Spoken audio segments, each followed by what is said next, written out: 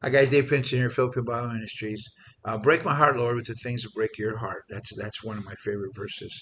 Um, that's how you become a man after God's own heart. You look around this world, you realize all the aborted babies that happen every day, and all the people going to hell every day, and all the sadness and sorrow. Not just the current, 100 and some people died in a flood in Texas this few days ago, this past week. That's, of course, that's something that breaks your heart. But even more so is how many of those people didn't know the Lord? Because we're all going to die. Is it a good thing? No, it's not a good thing. No one is trying to make it a light thing. But at the end of the day, we want our heart broken for the things that breaks God's heart. And what breaks God's heart? Well, He sent His only Son to die on a cross in a horrible situation. Why? Because He loves us. And so the thing that breaks God's heart is the sin of man, right? So we want our heart broken, the things that breaks His heart, and we also realize that God is a Father, and the children often break the hearts of their parents. It's a normal part of life for many of us. For me, and maybe for you too. I know a lot of Christian men and women that have their children have broken their heart because of sin or because of sin. Let's not sugarcoat everything all the time. I have a friend who for some reason he wants to sugarcoat evil in this world. Well, you call everything evil. It's not really evil. They're just misguided. They're just lost. That we call that sin. Don't sugarcoat it, right? Anyway, so what about the things that break the heart of the parents, right? So children will live their own life. Okay? Raise them up in the fear and admonition of the Lord, and when they're older, they will not depart. The proverb says.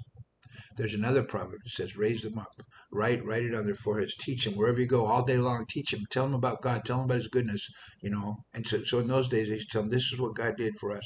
This is how God brought us out of Egypt. This is what God did. This is who God is, and we want you to know. We want you to know, right? When they forgot all the time, they forgot. What had happened? I don't know how many times. Maybe someday for a good Bible exercise, you could do this yourself.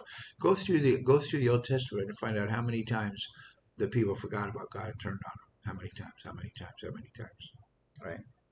Broke his heart.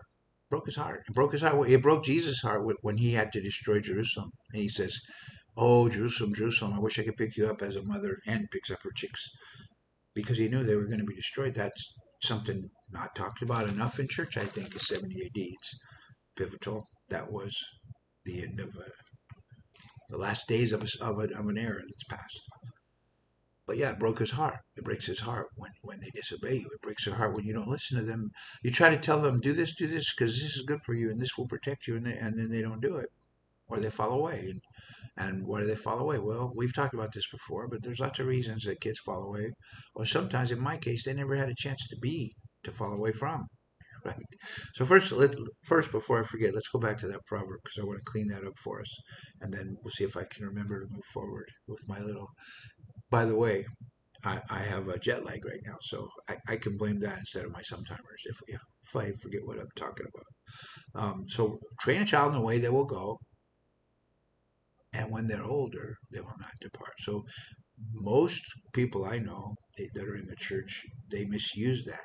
And I've heard pastors do it. I just heard someone do it the other day. I didn't argue with them. I don't like to call people out in front of other people unless no, I shouldn't do it. Like that's a private thing. Take them privately and say, you need to think about this, or maybe don't cast your pearls before swine. Not calling people swine, but if you know they're not going to listen, there's no point in bringing stuff up.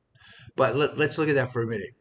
Raise your children the way they will go, and when they're older. So here's the thing: children, older, not the same thing. Raise up your children in the way they should go, and when they're older, they won't depart. So here's what it doesn't say to all my friends who thinks this is what it says for some weird reason. They just look at it, and this is what I wanted to say, and this is what Pastor told me it said, and this is what they've been saying in my church for hundreds of years, so it must be true. It doesn't say anything about falling away when they're youth. It doesn't say anything about young people falling away. It says raise them up, and when they're older. So in other words, what does it really mean? Now I've said this before, but it bears repeating because I still hear people. I'm going to keep doing it until people quit saying it, which could be probably the rest of my life, because no one's going to stop just because I said it. The 5 people that watch this video, one of you may say, that makes sense, right? because it doesn't say anything about falling away when you're young. It says if you raise them up and they're still following the Lord when they're older, in other words, when they're 50, 60, 70 years old, when they're my age, then they won't fall away. That's all it says. That's what it says. It doesn't say anything about raise them up and then when they're youth they'll fall away, but they'll come back when they're old. It doesn't say that. If you look at the language, any kind of version you want in the Septuagint or the Hebrew, or the I don't know whatever different versions they have of the Old Testament, it doesn't say that in any of them. It doesn't say that, right?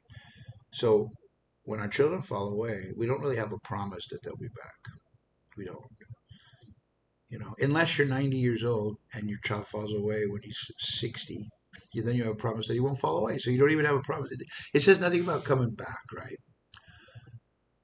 So when your children break your heart, or when they just leave you, or they turn on you, and you don't know why, or or you know why, and it's because you're following the Lord, and they're not, and that can be a point of nothing, depending on how deep your faith is. If you're actually living out your faith, Jesus says the world will hate you.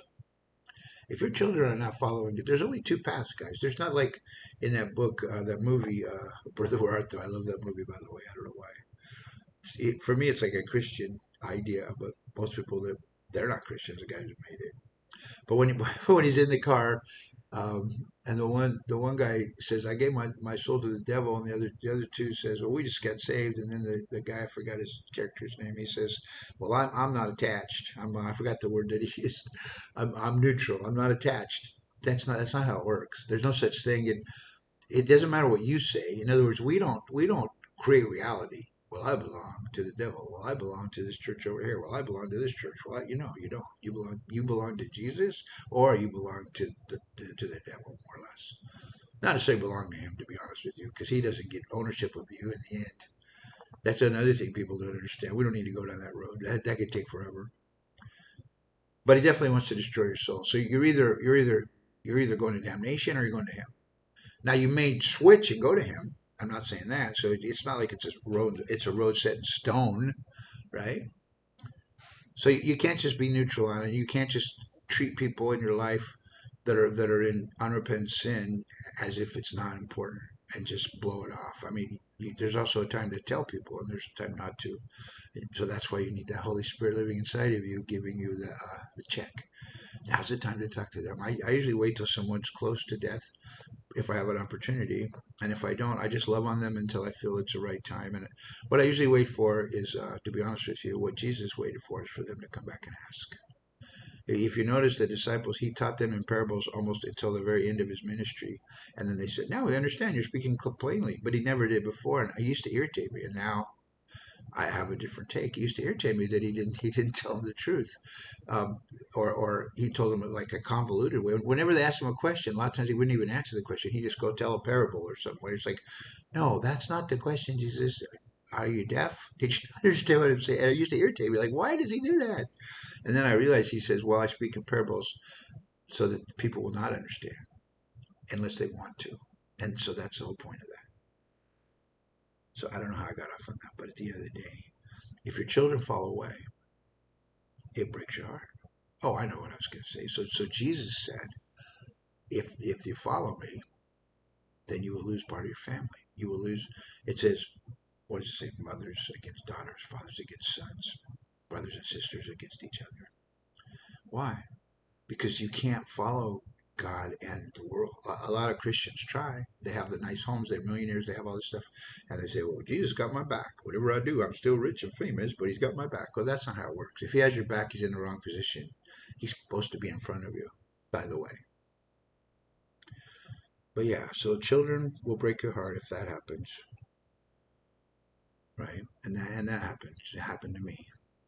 And they don't desire to be with you anymore or whatever. Kind of like when I got sober. When I got sober at first, I had a friend, was my best friend, I thought, but he didn't want to be with me anymore because I was sober.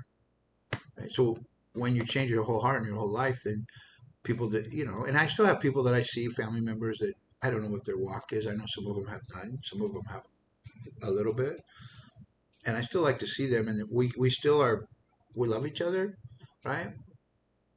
But at the end of the day, if they're not in the boat, they're out of the boat. So if someone's walking in sin, or they're not walking with the Lord, and it hurts them to hear you talk about it, or your life hurts them. Your life is like, I think it's. I'm trying to look at it as a good thing, even though it breaks my heart. But I look at it this way. There's a song that says, "Only Jesus. When I die, let it only be about Jesus. Don't let it be about me. I'm not trying to be famous or anything. I just want people to see that I live my life as if this was true. I want people to say, I know that guy. I know my dad did this, but you know what? He sure believed in it. He sure loved Jesus as he thought in his mind, even though he was deluded or whatever. Even though he wasted his time, even though he left his family and went over to another country, even though he never knew. But he sure was serious about it. He sure lived his life that way. So that's all you can do, and then pray for them and hope they can know how much you love them, no matter what, right? So it's like an unconditional love. You still have it for them, no matter what. I think even the mother of a convicted murderer, they still have that love for their child, unconditional love. They don't accept what they're doing, but so you always have that, and it breaks your heart. And when your heart is broken because you've lost a child, I'm not talking about death, but they've walked away from you for whatever reason, or they've walked into sin, and they're still with you as friends, whatever, but there's still that dark thing. And then as time goes by, you see it gets darker and darker and darker. You know, they could, New Age people call it an aura, but it's just because there's only two paths. So at the end of the day, all you can do is love them and pray for them, and then let your light shine before everyone. And just there's no law against love, guys. And if you love your children, and if you keep loving them, if you keep praying for them, don't ever give up. Some people, it's just, I guess I'll close with this because it's the only thing I can think of is, I know a story of a woman was like 80 some years old, and she prayed for her husband for 60 some years, and a couple years before he died, he came to the Lord. And she says, "Yep, I never give up." And well, we so easily give up. We so easily want to dump into depression. But when you're in the Lord, let's do this. If your children have broken your heart for whatever reason, they walked away, they don't they're just not with you anymore all the way, or maybe they're with you but they don't walk in the light anymore. You still have that abundant life. You still have the joy of the Lord inside of you. What is that joy? It's a peace, calm. It's a thing. I know I'm doing the right thing. I know I'm in the right thing, even though they don't know it. Even though it breaks my heart, it breaks my physical heart, it breaks my humanness of being together with my family. But I'm not giving it up. I'm not going to pull everybody into hell, and I'm not going to abandon these people in Kamaya because of that, because I can't. Because I'm just trying to follow the Lord. And it also says if He takes those family away from you, that He'll give you more. He'll give you 10 times, 100 times. How many kids do we have in Kamaya? I don't know. My wife and I, we talk about this all the time. How many kids do we have in Kamaya? A couple hundred? I don't know. 20, 50, 30, whatever it is. That's the joy of the Lord right there, guys. To see them grow up and whatever it is. And we're not even looking for outcomes. We're just looking for His will to be done. So that's all I got on that. God bless you guys. Ta ta for now. If your heart is broken, just turn to the Lord and He will heal you no matter what. God bless you guys. Bye bye.